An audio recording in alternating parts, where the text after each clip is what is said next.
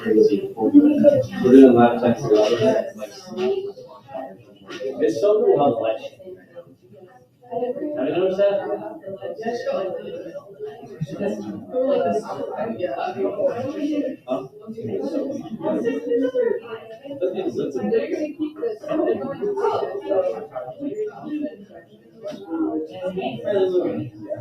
So if you haven't already, go ahead and open the PreLab, the lab that we're going to go through that together.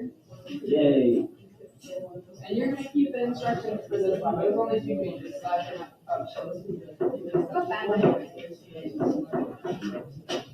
This is the lab we're going to do it in pairs.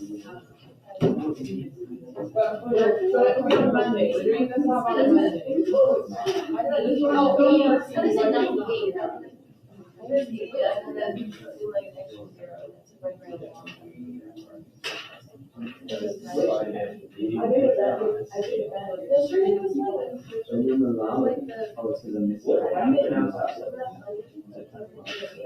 Oh, really?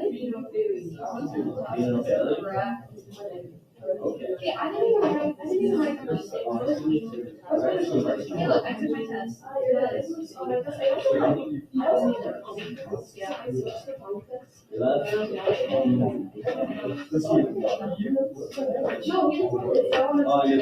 Okay, so you're going to have a well plate. You keep the well plate before, and you're going to put, you're going to have unknowns and then lemon juice and baking soda. So you want to make sure your well plate is going like column anyway, and you're going to put 5.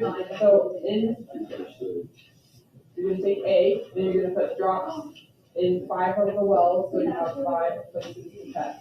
The first well, you're going to test the conductivity.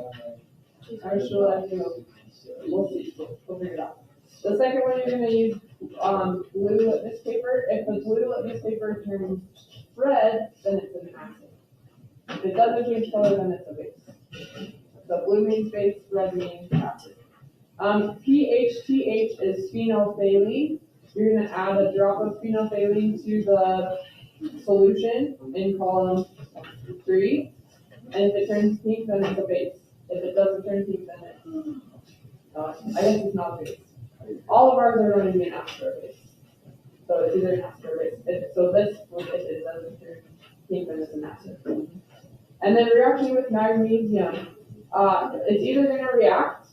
So which things reacted with magnesium metal? So we've done this like at least twice in our labs before. Magnesium metal reacts with acids. So we put hydrochloric acid and magnesium metal. So I'm going to give you a strip of magnesium, but I want you to take it and break it into little pieces. I don't want to spend my life breaking magnesium pieces. And then you can that. So you take the big piece and break it into small pieces and put it in column 1, 2, 3, 4. And see if it doesn't react, then it's an acid. If it doesn't react, then it's base. If it's it'll produce a gas. Remember what gas? Hydrochloric acid, and so that's an acid. Plus magnesium make. You remember? CO2. Let's look at the. So we got yes, that's part of it. That's not the gas. So this is what we've done before. We did this twice, at least in our lab. And yes, you're right, Jake. We get magnesium chloride. What's the other thing? Hydrogen. Okay, and then we can balance this.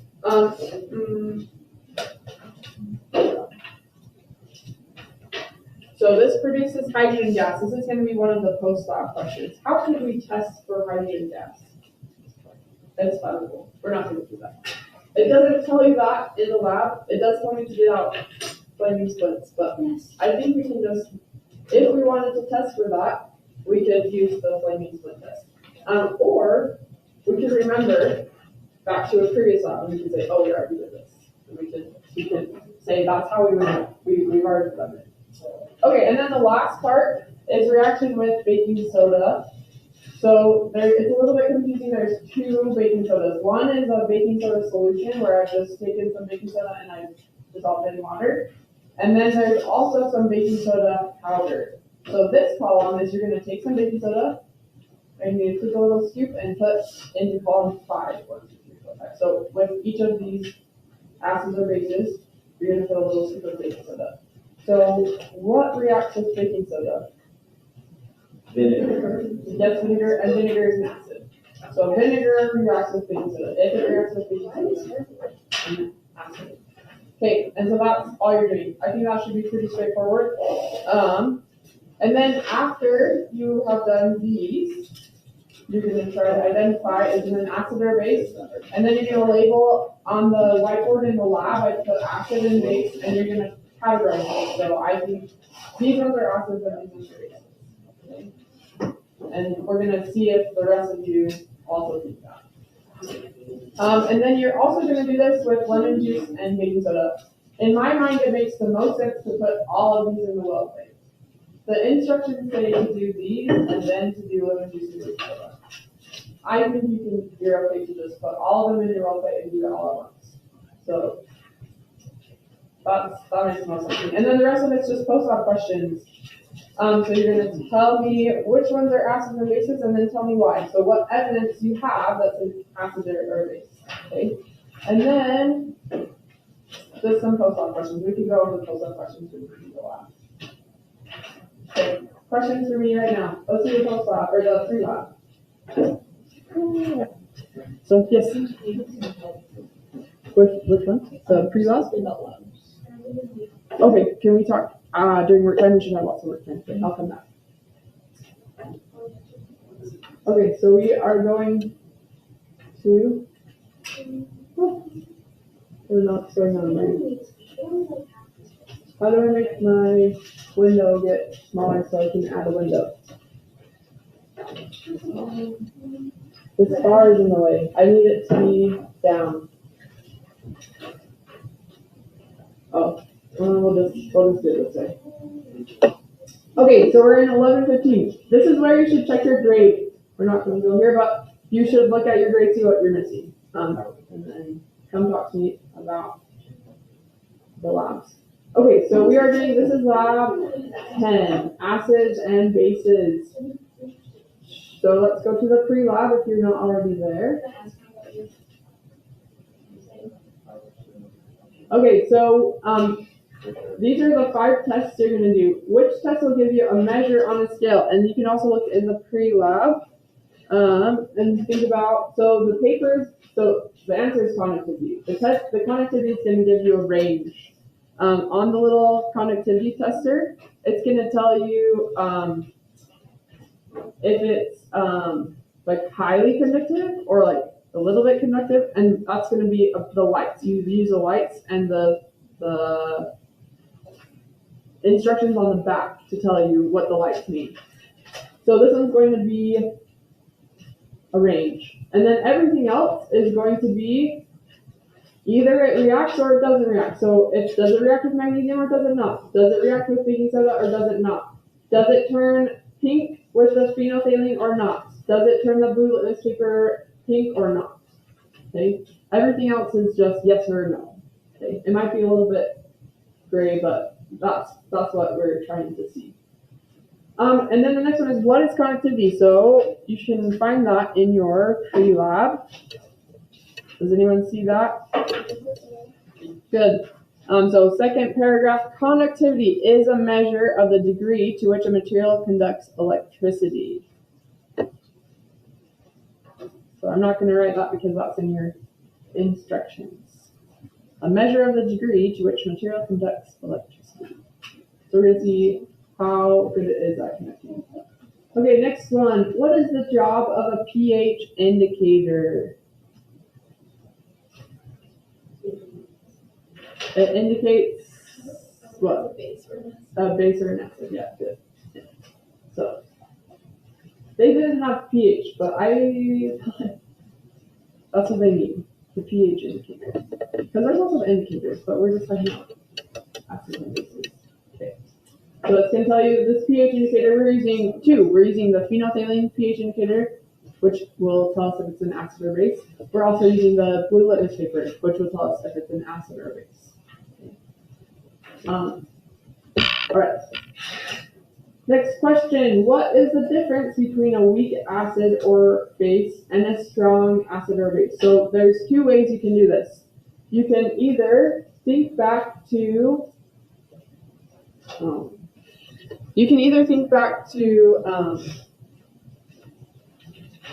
chapter 8, I think chapter 8, or I'm trying to click on this one.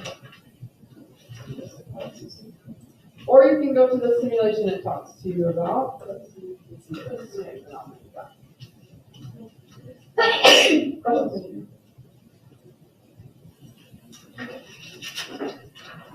Oh, why is this not working? Okay. I'm just not going to do that. I love it when it's faster for Why is this? Usually when I start trying to go faster, so like electrical. Where are we going? We're going to. Not this one. This one.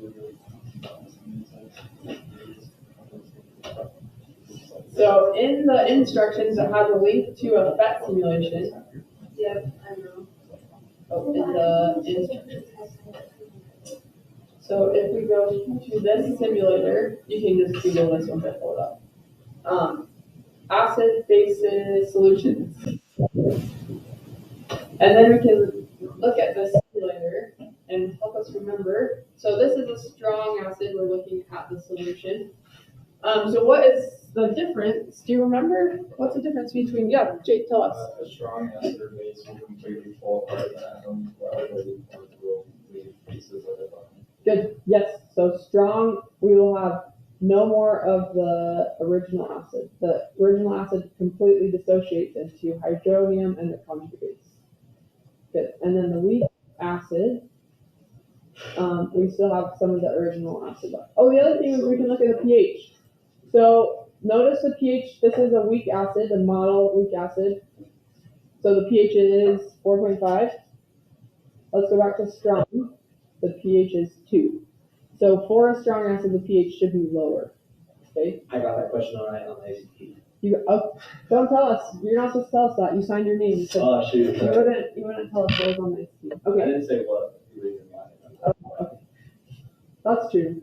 But you didn't say that was the question. Okay, the next one is, so let's look at strong base really quick. So strong base has a pH of 12. So remember our pH scale goes from like 0 to 14.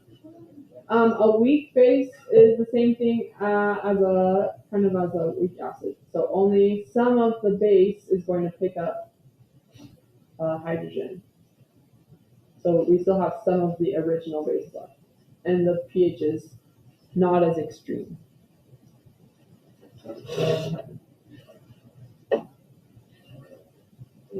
Okay, so let's go back to the PreLab.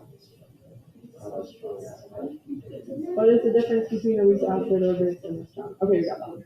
In what form, ions or molecules, do the substances exist in solution? So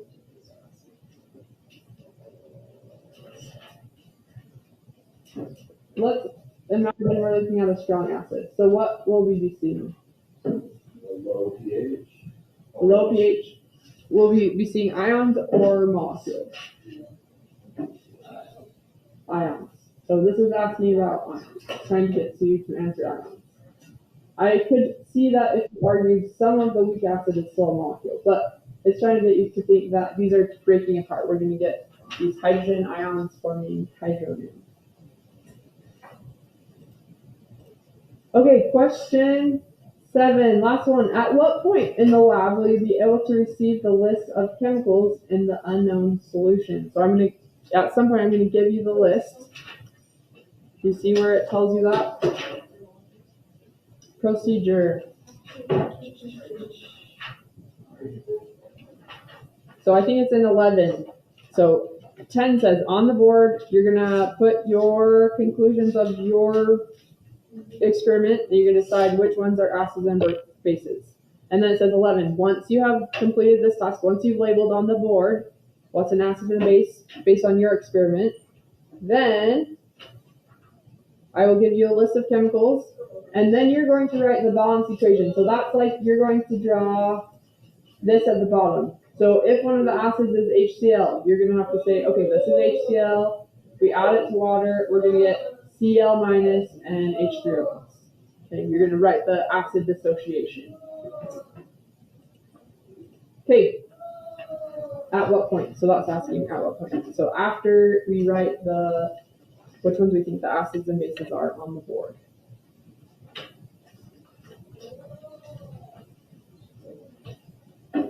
Okay, questions on that, and then I will have to go back and fill out the rest of that. So this lab, I think, should be pretty straightforward. We should be pretty good. I wish they were all like this. Okay, right, they all didn't take so long. I don't know how to get rid of this. So let's do XR. Here we go. Okay, now, so finish that up. Make sure you submit so that you're ready for Monday. That's going to be on Monday. Bring your papers on Monday.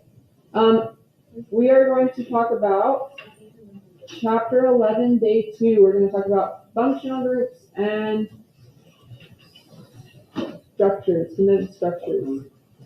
So this is a normal chemical structure, the Lewis structure like we've been drawing. This is really tedious to draw. We have to draw everything out, especially if you have a really big molecule. So what we're going to do, instead of writing the normal structure, is we're going to start drawing the condensed structure. And you have to realize that this carbon is connected to 3 hydrogens and a carbon. And if I draw it like this carbon is still connected to this carbon. Okay? And this carbon is still connected to these 3 hydrogens. So this is where it's going to be really important for you to start remembering how many bonds each type of atom forms. So carbon has 4 bonds, hydrogen has 1 bond, oxygen has 2 bonds and 2 lone pairs. Because we're going to start not drawing the lone pairs. Even though we're not drawing it in the condensed structure, it's still there.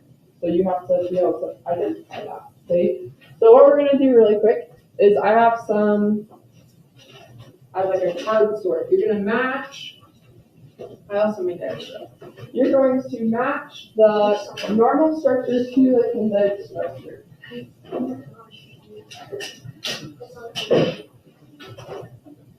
So go ahead and look through these and make sure that you can match the.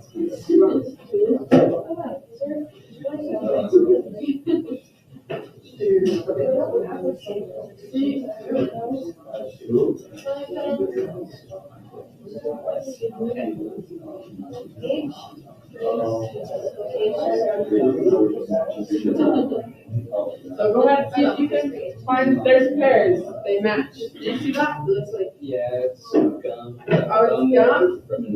Oh, ew. I don't know which is worse. So go ahead and see if you can match. Which ones are the condensed? There should be pairs.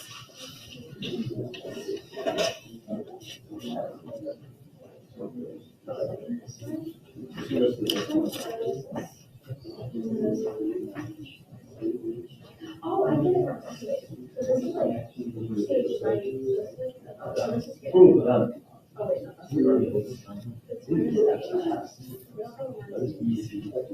but this is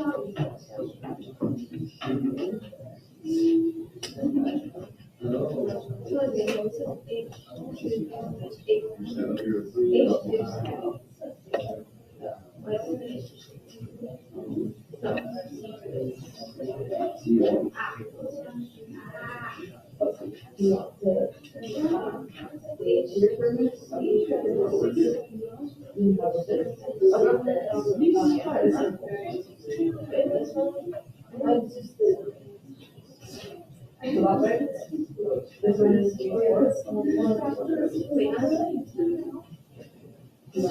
right now.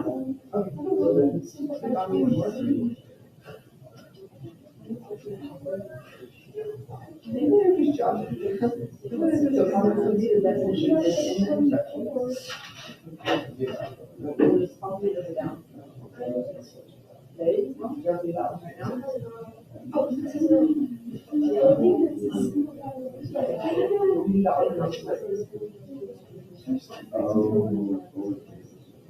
all right, we have a match. We're ready. Oh, almost ready.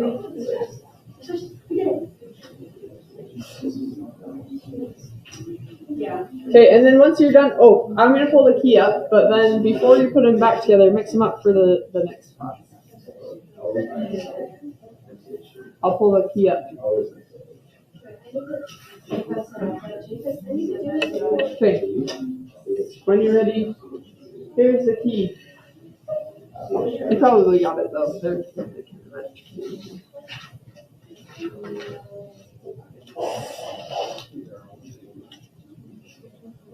Do you get it? Yep. Okay.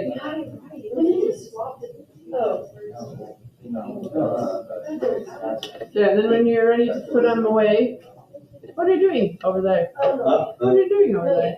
Oh, come on. No. So mix them up and then put them back together, and I'll pick them up in a minute. Oh, yeah, yeah. Okay, so the next thing we have to recognize is if we have a condensed structure like this, we're not going to see the lone pairs, they're still there. We're not going to see all of the carbon-carbon bonds or the carbon-hydrogen bonds, they're still there. So go ahead and see if you can figure out, in this molecule that's written in a condensed structure, how many carbon-carbons, how many carbon-hydrogens, how many carbon-oxygens? This is single carbon-oxygen, not double. And then how many lone pairs, see if you can figure that out.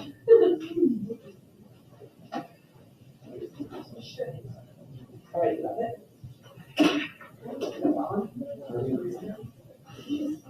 Okay, so weak acid or base doesn't completely break apart, and a strong acid or base does.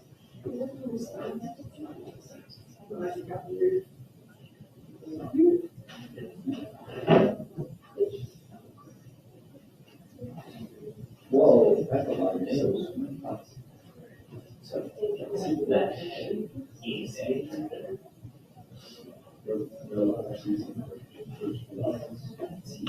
Oh, there's one right there. So there's some that you can't see, they're still there, they're just not drawn. So that was also to one on the right, this is the CH. Oh, is it? Yeah. Two C's.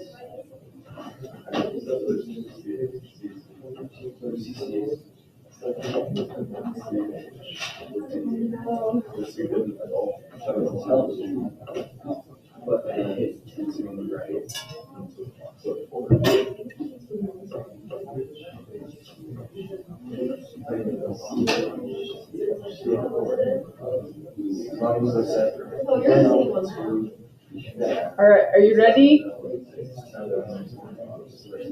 Still hear a lot of discussion.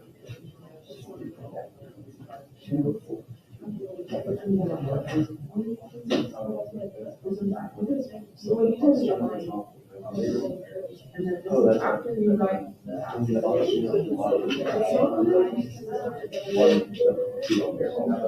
okay, how many carbon-carbons did you find? Two, good. This is two, come on board. What does it say? So this one, there's one here, that's obvious, right? Yeah. There's also one here. This carbon is connected to this carbon. The hydrogen is there. Oh, yeah. Remember, in the fluid structure, yeah, it should really be like above the carbon, but in the condensed structure, it's going to sit right here. I'm not going to see that. So it's there. Okay, how many carbon hydrogens? Four. Three? I think three. Okay, one here, carbon hydrogen, two here, three. I can have three. Okay, this is talking about single bonds. How many carbon to oxygen single bonds? So I see one here. One above. I want two here. And this one's a double bond. So Oh. that counts as a double bond. Okay. This one is there how many carbon double bonds? That's a double bond. Okay. That's different than a single bond. There'd be one of those. Okay, how many lone pairs? There's a lot. So each oxygen needs two.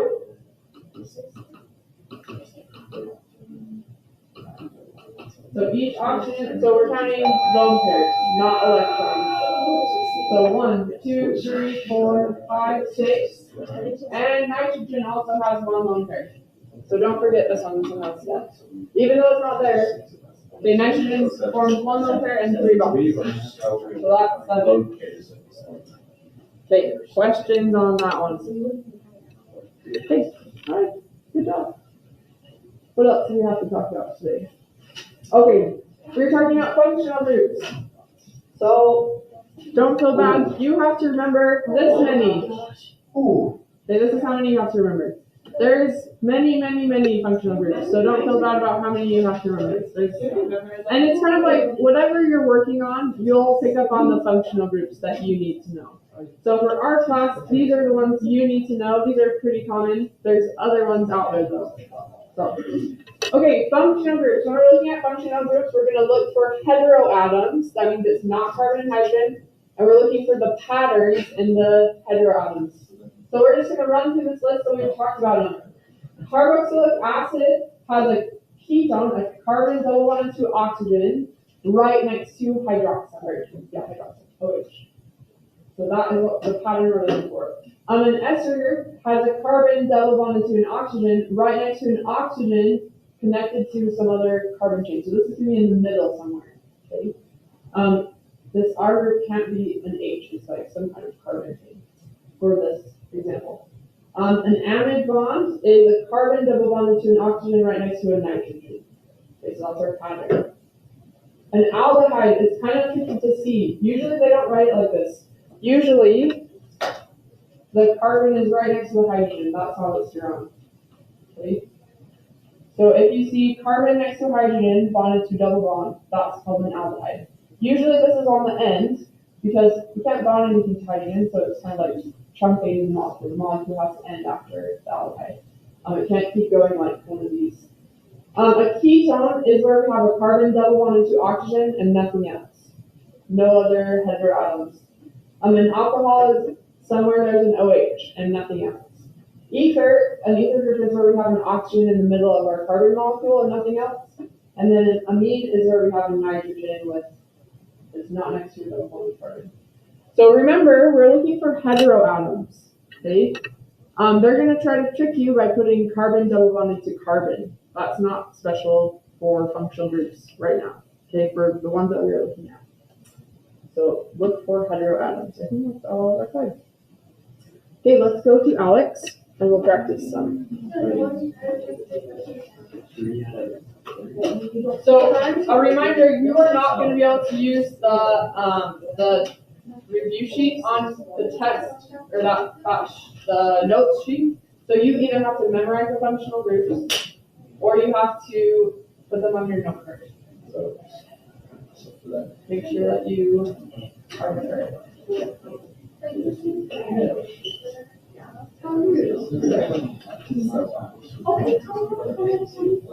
So we're going to do skeletal structures on Wednesday, and then we'll be done for the chapter.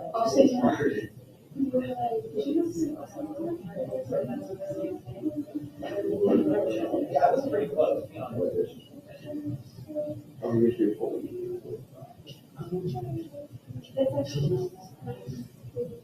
Chapter 11.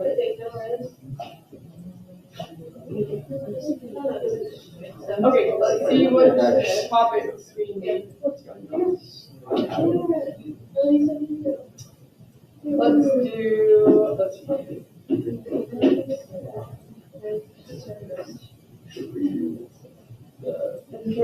Interpreting condensed chemical structures.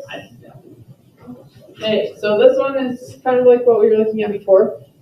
We just have to, now there's not going to be, all the bonds are not shown and all the lone pairs, none of the lone pairs are shown. So the first question says, how many carbon to carbon bonds are there? So I have to remember, there's a hydrogen in the way, but that carbon is actually connected to the carbon. It's not actually connected to both carbons. So there's one here, 1 carbon to carbon, 2 carbon to carbon. So that's 2. The next one says number of carbon to hydrogen single bonds. Oh, so there's like 3 here, carbon to hydrogen 3 times, carbon to hydrogen 1 more time. So that's 4. Number of oxygen to hydrogen single bonds. Oxygen to hydrogen. So 1 here, even though it's not shown. Okay, this one. 2. Number of nitrogen to hydrogen single bonds. Oh, that's 2 right here. And then number of lone pairs. So don't forget nitrogen. If you have nitrogen, that has a lone pair. So 1 here, 1, 2, 3, 4, 5. So each oxygen has 2, each nitrogen has 1. 1, 2, 3, 4, 5.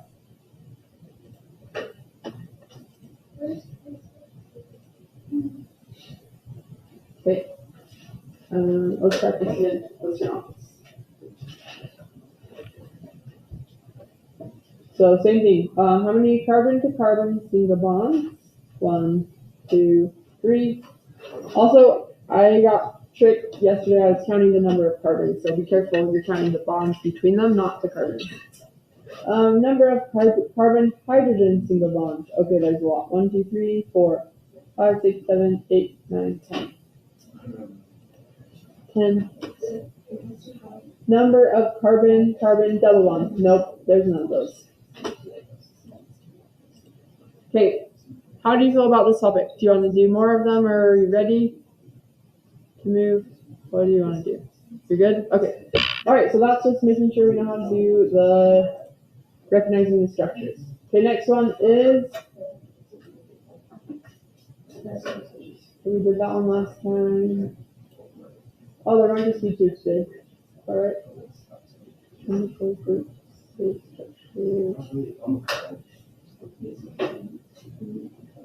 Yep.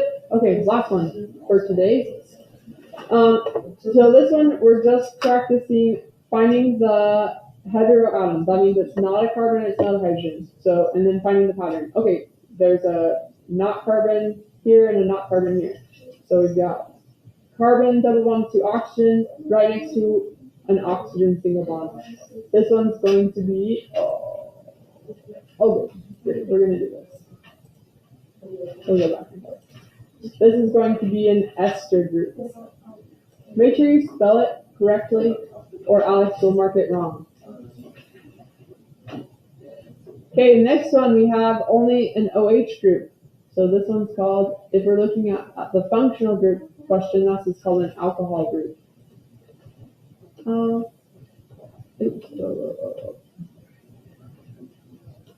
Maybe,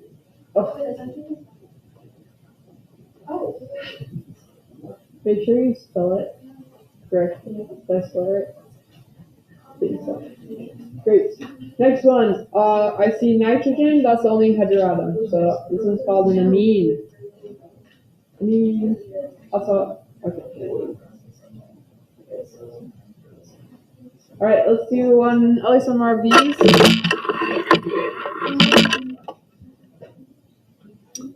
This one, the only the only heteroatom is this oxygen. This one's going to have an oxygen in the middle. That's going to be our ether. It's going to be ether. Ether. Okay, this one, we have 2 things. We have a nitrogen, and that's right next to this carbon that's double bonded to oxygen. So that's going to be like this, an amide. It looks kind of different, but it's the same thing. We're just looking at the connections. Carbon connected to nitrogen, carbon also connected to double bond oxygen. Amide. It might be an amide. I say amide. So, all right, this one is trying to trick you. They shoved a double bond in here. We don't care about that if it's not connected to a heteroatom for us. So this one is what we care about. We have an oxygen double bonded to carbon. Nothing else connected to this carbon, so this one's a ketone.